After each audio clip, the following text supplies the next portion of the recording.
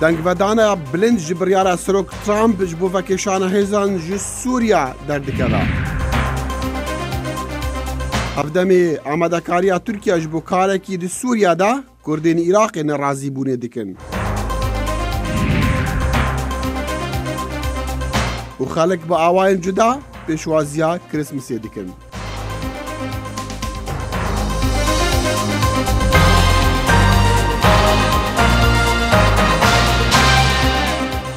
Salav û rêz û hêviyên dema xweş digal Kurd Connection ji dengê Amerîka li Washington.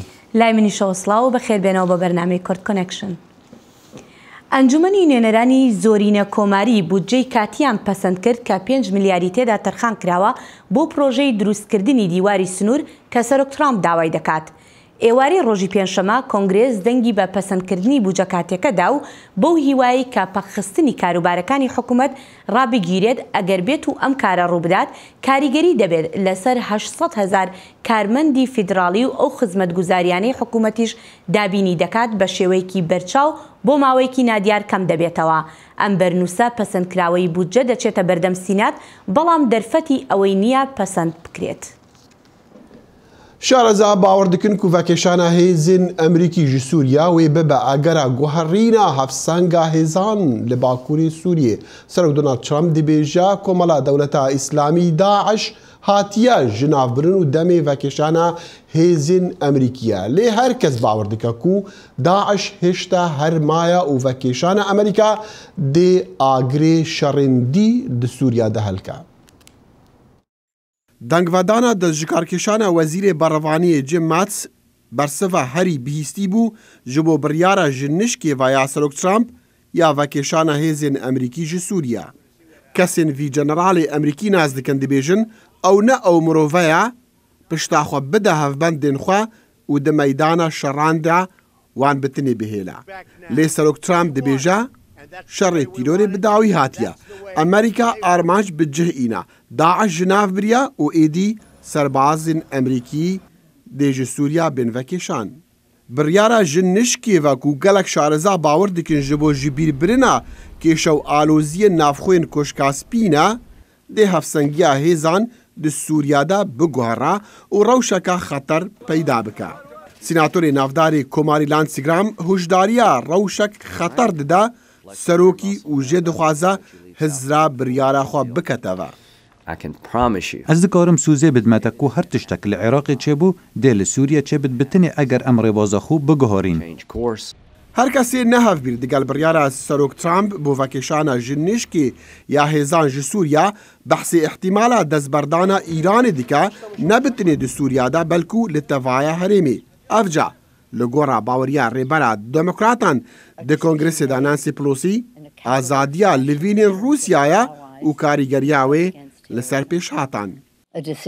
Ev biryarê xetere biryareke ku xelata Krîsmîsê ye ji Vladimir Putin re û ew ê destûra her karekî bide wî di Sûriyeyê de. û ji bo Kurdan xema mezin Tirkiyeyê berî tirsa ji nû serheldan û bihêzbûna Daişê yan her komaleka diya radîkal e. Mizgîn Cemo sînemakarê Kurd dipirse gelo ka qurbaniyên Kurdan dayn di şerê tîrorê de. هزار شهید جدانه گویا لحظه که امریکی گریان ارمانجا خو و دبی امیجی روج آوا یا شرقی فرات درکوین اف دربک خنجری پشتا ملت کرد کرد روزاتا نوینده گلک پیسنگه وکی روزاول ام حمزان دستکتی گلک کرد گلک دستکتی که مازنه دهشتنه که قتل عام ملت قتل عام خلاص که نێزیکی 2000 سەربازên Emerîkî di Sûriya de ne vekêşana wan niha dê du pisyaran bêbersiv bihêle. Gelo vekêşana wan dê tektîk be yan pêngavek stratêjîk û gelo Kurd divê rewşa nezelal de dê berê xwe bidin ku derê. هەر لە پاش ڕاگەیاندنەکەی سەرۆک ترامپ بۆ کشانەوەی هێزەکانی ئەمریکا لە سووریا کاردانەوەی زۆری لە کۆنگرێسی ئەمریکاش لێکەوتەوە. ئەو ئەندامانی کۆنگرێس کە دژی بڕیارەکەن هەوڵی تەواو دەدەن بۆ ئەوەی کاریگەریان هەبێت. تامس گێرێت یەکێکە لەوانەی کە زۆر دژی بڕیارەکەیە و بە هەڵەیەکی مەزنی دەبینێت. تەنانەت کۆمارەکانی پارتەکەی خودی سەرۆک ترامپ پیش بڕیاری کشانەوەی هێزەکانی ئەمریکایان لا پەسەند نییە. تامس گێرێت ئەندامی کۆنگرێس بە دەنگی ئەمریکای ڕاگەیان ئەمە خراپترین سیاسەتی دەرەوەی ئەم بەڕێوەبەرایەتیەیە. ناتوانم بیر لە شتێک بکەمەوە تا بڵێم هێندێک ئەم بڕیارە خراپ بووە بۆ خۆم هەرچێک نەتوانە دابێت دەیکەم هەموو کاتێک باسی دەکەم هەرچێک لەدەست دابێت دەیکەم تا پێداچنەوە بۆم بڕیارە بکرێت کە بڕیارێکی زۆر خراپە بۆ تەواوی مرۆڤایەتی لە سەرانسەری جیهاندا. سەرۆک ترامپ ڕۆژی پێنجشەممە لە تویتێکدا ئاماژە بەوە دەکات ئێران و سووریا و رووسیا خۆشحاڵ نین بەم بڕیارەی ئەمریکا بەڵام تامزگێرت کە بەم دوایانە سەردانی سووریای کردبوو پێی وایە ئەمە لە بەرژەوەندی ئەواندایە.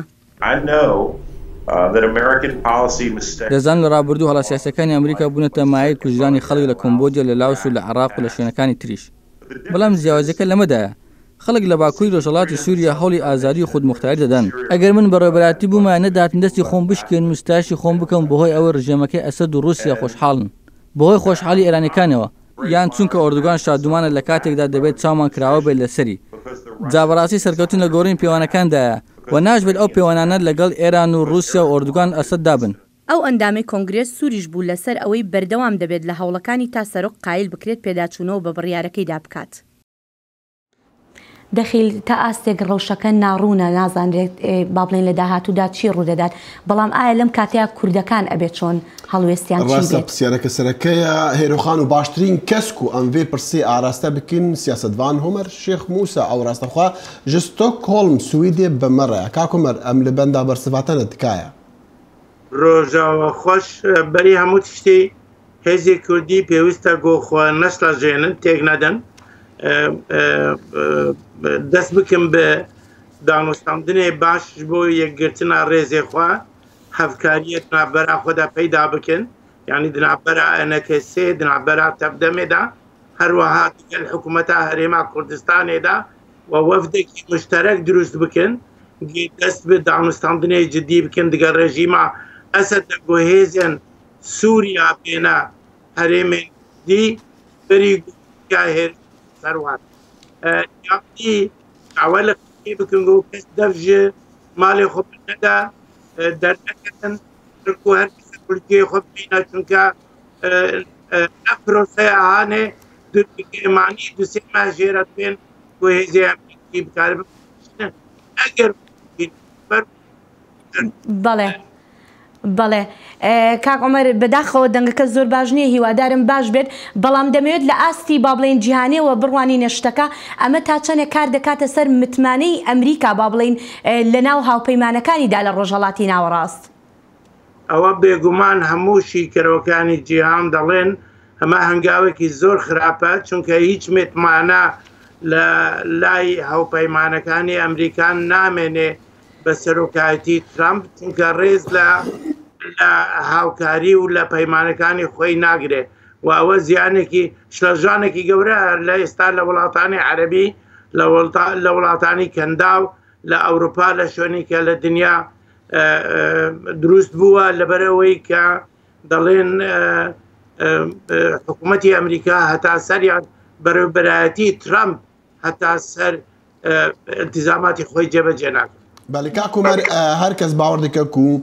تورکیا وێ دەست بە ئۆپراسیۆنان بکە تورکیا بە ئاشکەرەی وێ نادەبێژە لێ پرسا مەزن ئەوە یعنی بەلگەی کورجی ترساوان ئەوە و پرساوانژی ئەوە گەلو ئەگەر تورکیا هات و کارێک لە سووریا دەکرد ئەمریکا وێ دەستی بهێ لە دەستەوێ بەردای بە تشتێگۆ من ئیرۆ بهیست تەسریحێکی ئەمریکی بوو کۆ فەکشاندنا هێزن ئەمریکاژە سووریا نەماناوەیە گۆ ڕێدەدا کۆ تورکیا بە ئازادی هێرش بکە سەر هەرێمێن باکوڕێ سووریا ئەڤیەک یا دودیا ئەس بخۆوە لێ تەخمینم ئەگەر ئۆپراسیۆنێکی تورکی ببەوەی زیاتر ڕوو لە من بجوو لە هەنێک دەبەرێ نێزیکی سەرێکانیە بکەژوە لێ فرەتر نابە.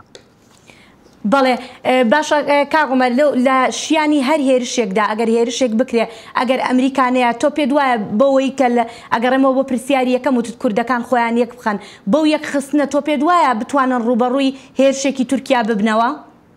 بێگومان ئەگەر یەک هێزێکی گەورەیان هەیە ئێستا ئەگەر هێزی پێدێ و هێزی پێشمەرگەی ڕۆژاوا حساب بکەی دەتوانن نزیکەی 45,000 پێشمەرگە دەبێ ئەوە یەکێکیان ئەوەی تر حکوومەتی سووریا ئەگەر ڕێکەوتنیان لەگەڵ بکە ژمارەیەک لە هێزی سووریا دێتە ناوچانە و کاتە لەشکری تورکیا ڕوبەڕووی هێزی سووریاش دەبێ نەکات تەنها پێشمەرگەی کوردی ئەوەی سێیەمدا رووسیا وا بە ئاسانی ڕێگا نادا کە تورکیا هێرش بکە مەگەر ئەمریکاش هیچ کاردانەوەیەک نیشان نەدا.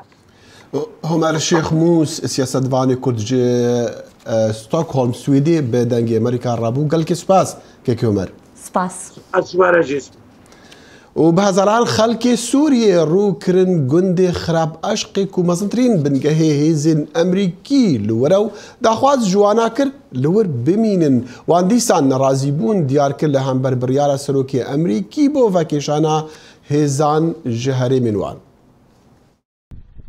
Biryara Serokê Amerîka Donald Trump bû vekşandina hêzên Emerîkî ji Bakurê Sûriyeyê bû cihê nerazîbûnê li cem xelkê herêmê. Got rojane Tirkiye gefan li herêmê dixwe û ew jî dibe cihê metirsî got Tirkiye piştî vekşandina hêzên Emerîkî gefên xwe pêk bîne. Ji bo wê bi hezaran xelkê Bakurê Sûriyê ji hemû pêkhateyan berê xwedan gundê xerabeşkê got barîgeha Emerîkî herî mezin li wir e. Da got nerazîbûna xwe nîşan bidin û biryara vekşandina hêzên Emerîkî şermezar bikin. Herwiha daxwaza helwesteke zelal ji aliyê Amerîka ve li hember tehdîdên Tirkiya kirin. Siyasetmedarên Bakurê Sûriyê didin zanîn got ev ne baweriya mebû bi Amerîka got di van demên xerab de xwe ji herêmê vekşînin. Got hîn alûziya li herêmê bi dawî nebûye. الغاية منها الضغط على الأمريكان في آرمان جي أوا زختان لأمريكا بكن فروكين تركي هروش تين جفر جويرها مقولية جماديايك وأمريكا فات كشن ملقلوان شر داعش و تكفيريان كر مهزاران شهيد دان وكشين أمريكا جروج آوا أنكو هريما رجهلات فراتي أو جباكور رجهلات سوريا نامكان أخلاقية. سیاستمدار کرد ادریس نعسان ji dengê Amerîka ra diyar kir got şerê li dijî Daeş hîn bi dawî nebûye û vekşandina hêzên Emerîkî fursetekê dide Daeş got careke din xwe topî ser hev bike û li herêmê vegere. Ji bo vê yekê jî Nعسان diyar dike got vekşandina Amerîka ji herêmê di vê demê de şaşetî ye. ایرو ام لورن جبوکو ام نامه که بگین کوالیسیون ناتوی پشتی او بریاره کو جالی امریکا دا درکت به وکشاندنا هیزن وان ج باکور سوریه به گمان ام دویجن هین داعش لبهیزه و داعش هینجی یعنی خطر کی مزنه لسر پیکاتین ور لسر جواکا ور و به گمان کاره د دمه دا وگره و جاره کدنجی کنترل خل سر هریمین کو تیده هات شکیناندن و هاتن رزگار کردن کانه جاره کدن لی وگره و اوجی تی و تای کو داعش و گف و مترسیان لسر نتنه جواکا و هریمه لی جواکا نتوی بگشتی بکش بر کو داعش ایریشین خو ل چارچوبه جهان تف د پکتینه. بارگاه خرابعشق یک ji bargehên herî mezin a Amerîka û koalîsyonê di Bakurê Sûriyê da ye û ji bilî wê bi dehan barîgeh hene û vekşandina hêzên Emerîkî ji van bargehan metirsî li cem xelkê herîmê çê dike û taybet ji êrişên Tirkiye. Mahmûd Balî dengê Amerîka, Herêma Kobanê. û li gorî çend raportan Tirkiya amadekariyan dike ji bo operasyoneke çekdarî li dijî hêzên Demokrata Sûriya ku Kurd pêkhatê wê ê herî mezinin û herkes jî bawer dike ew ê bibin armanca Tirkiya piştî biryara vekêşana hêzên Emerîkî. بۆیە کوردەکانی عێراق ناڕەزایی دژبەم بڕیارەی ئەمریکا دەردەبڕن و تاوانباری دەکەن بەوەی هاوپەیمانێکی باوەڕ پێنەکراو بووە. ڕۆژی چوارشەممە بڕیارێکی سەرۆکی ئەمریکا بۆ کشاندنەوەی هێزەکانی ئەمریکا لە سووریا مشتومڕ و کاردانەوەی زۆری بە دوای خۆی داهێنا. سەرۆکی ئەمریکا دانڵد ترەمپ ڕایگەیاند کە ئەوان داعشیان تێک شکاندووە و پێویستە هێزەکانی ئەمریکا سووریا جێبهێڵن. Geçtiğimiz hafta Fırat'ın doğusuna ئەم بڕیارەی ترەمپ دوای ئامادەکاریەکانی تورکیا دێت بۆ هێرشکردنە سەر هێزەکانی سووریای دیموکرات لە ڕۆژئاوای کوردستان. شارەزایان پێیان وایە گەر ئەم بڕیارە جێبەجێ بکرێت ناسەقامگیری زیاتر دێنێتە کایەوە لە ناوچەکە. ئەگەر یەکەم ئەوەیە کە ناسەقامگیری زیاتر ڕووەکاتە ناوچەکە ئەگەر بێت و شەڕ و پێکدادان دروست بێت لە نێوان هێزە کوردەکان و تورکیا ئەوە دیسانەوەکو بینیمان لە جێگاکانی تر لە ئافری نەبێتە هۆی وێران بوو نەبێتە هۆی ئاوەرەبوون. هاوڵاتیانی هەرێمی کوردستانیش دڵگرانن بەم پێشهاتە و ترسی خۆیان لە ئەگەری شەڕ و کوشتار و ئاوارەبوونی هاوڵاتیانی ڕۆژئاوای کوردستان ئەخەنە ڕوو. پێم ناخۆش ینی کورد پاڵپشتی نامێنێ لە مێژە وتراوە کە نەتەوەی کورد تەنها شاخەکان پشتیوانیانە ئەبێ کوردیش کە بەم بڕیارە لە ناکاوە بەخۆی بچێتەوە و بە خێرایی بیرکاتەوە پاڵپشتێکی سیاسی ئەسکەری ئایدۆلۆژی بۆ خۆی بدۆزێتەوە. دوێنێکی ناشرینتر بۆ ئەمریکا دروستە بێ لەوەی کە هێزێکە ناتوانرێت مامەڵەی لەگەڵا بکرێت هێزێکە کە هیچ باکی نییە بە مافەکانی مرۆ برم بەوەی کە چی بەسەر خەڵکی لە بڕێەوەی چارەسەری کێشەکان بکات لە ڕاستیە چارەسەری قەیرانێک بە قەیرانێکی ترە کات بە درێژایی لە ڕۆژئاوا ئەمریکا هەڵوێستێکی زۆر وازح و ڕوون و ئاشکرای نییە. ئەو لە بینی دوو هەڵوێستی تەواو جیاوازە لە یاریکردنە بەسەرێک یارمەتیانات و پڕچەشیانەکات بە زۆر جاکە تورکیا ئەگاتە ئەوەی هەڵوێستێکی جددی هەبێت و سنوور ببەزێنێت لەسەر ئەرزی واقع ئەمریکا لەو هەڵوێستی پێشووتری پاشەکشەیەکات. من بۆ خۆم هیچ هیوایەک لەسەر هەڵوێستی ئەمریکا بۆ کوردەکانی ڕۆژاوا هەڵناسن. پێشتریش و لە ئۆپراسیۆنی چڵە زەیتوندا تورکیا هێرشی کردە سەر شاری عەفرین و کۆنتڕۆڵی کرد کە لەژێر دەسەڵاتی هێزەکانی سووریای دیموکراتدا بوو. ڕێباز مەجید دەنگی ئەمریکا سلێمانی. تێڕاگەاندن و سەرۆکی ئەمریکی دۆناڵد ترامپ هزراوە کێشانە 14,000 سەربازین ئەمریکی لە ئەفغانستانی دەدا کو ئەو نیڤەکە هێزین ئەمریکیە لێی وڵاتی. هاتیە گوتن پلان هەیە کو 7,000 جوان سەربازان لە مەها بێت بن ڤەگەڕاندن ئەو سەرباز بەشەکن ژێ هێزین ناتۆک و ڕاهێنانێ بەهێزین ئەفغانستانی دیکن دشە ڕێواندا لە دژی تالیبان. حکومەتە ئەمریکی لەوان هەیەمان هەوڵە لە هەفهاتنێ دەدا ji بۆ داوی ئینانە شەڕان لەڤی وڵاتی کو ڕەنگە دانوستاندن بە تالیبان ڕا بەشێکی وێ لە هەفهاتنێ بن. شاری سەرەکانی ڕۆژاوا لە سووریا لە ژێر مەترسی داڕماندایە بەهۆی بارانێکی زۆرەوە زیانێکی زۆر بە گەڕەکانی باکووری شارەکە گەیشتووە. لە ڕەندەکە خەربە یا هەری کەفنال لە سەرەکانی نزیکی 10 ماڵان هەڕفتینش خۆبەر و خەتەر لەسەر مالین دیژی هەیە پامنرێ دەنگێ بەرکەزانە عومەر چۆیە سەرەکانی و بەرێ خۆدایە کاریگەریاوێ لەسەر خەلکی. باژارê serêkaniya Rojava dibin metirsiya hilweşandinê de ye. Bi barîna barana bihêz re ziyaneke mezin gihîşte taxên Bakurê bajarê serêkaniyê. Li taxa gotên askirin bi taxa kehreba Gulbakurî bajêr dikeve. Bêtirî 10 xanî hatin hilweşandin û metirsî berdewam e got tax bi kiştî hilweşe. Diyardeya hilweşandina xaniyan diyardeyeke kevne li bajêr û ev çendîn care gorê xanî têne herifandin. Serêkaniyê berê dibêjin yanî 65 kanî têdene. Ev kaniyana giş ev avana ji binê erdê de yanî ser sînorê Tirkiyeyê digihal ev kaniyana. Febinî de rastiye ew çîka birast pirtir jî serêkaniyê a kevin em bêjin. A ciyê kevin a bakiriye. حسينا بانهيار هون وعندنا صاير بالحاره. بری هەفتەیەکێ لە تاغامە دەنگێکی هەلوشاندنێ بهیستە دێ سعات 6 نیڤاندا ئەم دەرکەتن مەدیت گۆماڵە جیرانê me helwişiyaye kortek mezin têde vebûye. Sedemên hilweşandinê li gorî pisporan got qatin jêrîn yên zemîna gobajêr serhatiye avakirin şopa 306 kanî hebûn. Piştî zohabûna kaniyan selebên avê yên qatin jêrîn vala bûne û dibe sedema got qata jorîn ya zemînê gobajêr serhatiye avakirin hildewşe. إجا أفسر بقى إيرو قش أفسر قش فالان ما طبقات شيء ما طبقات جور إجا وقتها كفر به دانا كفر يعني كفر دانا كفر ويخو قرتي با قال لك لي نخ وزهانه به ناشكي كفر عمل عاده أما طبقات بيلوني با قياشتي زهابو انتهاء دبه خانيين هلوشاندي وين دسبيكا خرابون لديار دكه حوجي چارەسەرiyê û bêtirî 10 xaniyan li wê taxê xelk ji wê derê derketine.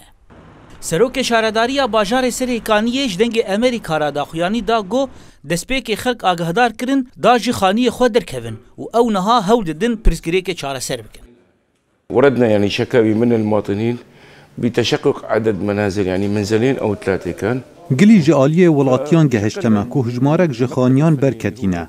کمیته اندازیاری شارداری گهشت جهه بویره او تقدم ترسیه دایه. هوشیاری هات دان کو خانی بین والا کرن پشتی و مال کلوشایه و یندن دبه لکی جاندمی پرفه. دیارده هلوشاندنا خانیین سرکانیه جبر سدمن خوزاینه لی درفتن چارەسەریە ژی کێمن شارەداریە باژارێ سەرێکانیە دەبێژە گۆ دەرفەتن وەیە سینۆردار جبر ڕەوشە ئالوزیا سووریایە تێرا چارەسەریە ناکە مەترسیە هەلوشاندنا بەشێکە ji باژێر هین بەردەوامە و ژیانە بە حەزارە نیشتەجیهێن سەرێکانیە دووان تاخاندە دەمەترسیە دەیە افدر تاخن باکوری سرکانیه گو بدهی مالان نها هاتن هلوشاندنش بر گو عرض لبنی هاتی خواری گلک مال گلک تاخن ایگول باکوری سرکانیه دکوین دبنوی گفا گو ورن خواری ورن هلوشاندن زانا عمر دنگ امریکا باجار سرکانیه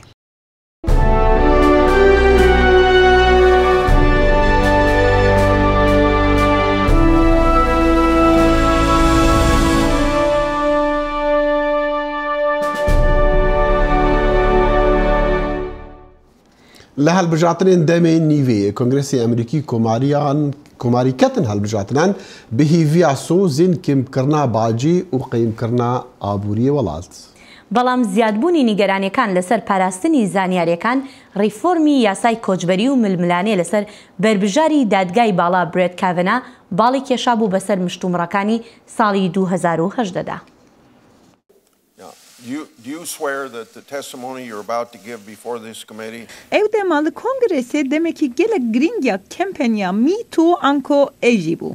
Tavanın Dr. Ford yen derbare destrejiya seksiye diji berbijeri serok Trumpiye dadgeha blind Brett Kavanaugh xist helvesteki parastını. This whole 2-week effort Berbijariya Kavanaugh ji aliye civata senatoran ve yadı kontrola komariya daye hat ere kırın. Nikaşen tujiyalı ser berbijariya uyi revşa dabeşkariya Washington'e hani berbiçavan u da salahıl bijartinin midterm'da her du parti jibo daxistina hükümete hevudu suçtar kırın. گلو جبر کجبریان قانونی حکومت دادخن؟ قانوندانر پرانیا ساله بوجو نوودا هلبجارتنان درباز کرن لی کوماریا دید کو سرکفتین وانین قانوندری وقتنگ نزوریه. قانونا کمکرنا باجان و کسین دولمند و کمپانیین مزن با آریه گلک دنگدران تشکی بچوک نایت دیتن. لواشنطن جی دماکو قانوندانر با چارەسەریya پرسکرێکên nû têkoşîn dikirin pêşengên medya civakî jî hev didan ku agahiyên derew serrast bikin û destdirêjiya biyanî eşkere bikin. Ez ditirsim ku em niha di serdema çewtanîna internetê de ne. Siyaseta jev qetandina malbatan ya hükümeta Trump ya li ser sînorê Meksiko şerên li ser koçberiyê germ kir. Trump dibêje ku ev siyaseta ji serokên berê mayî ye. Lê Partiya Demokrat dijî vê yekî ye. When the president said these actions are not Dema serok dibêje ku ev kiriyara neyên wî ne, ew rastiye nabêje.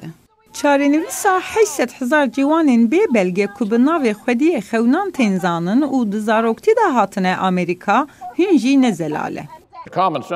Nabe got sîstema me ya koçberiyê ya têkçûyî tenê bi alîkariyê were derman kirin.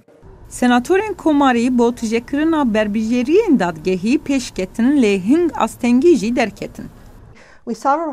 Em dibînin ku komarê li ser soza xwe ya herê mezin ya hilbijardinan hewl didin û bin dikevin. Soza wana ya herê mezin di salên dawî de ew bû. Eger dengder di hilbijardinên Kongresê û Serokatiyê de dengê xwe bidin wan, ew dê qanûna Obamacare helweşînin.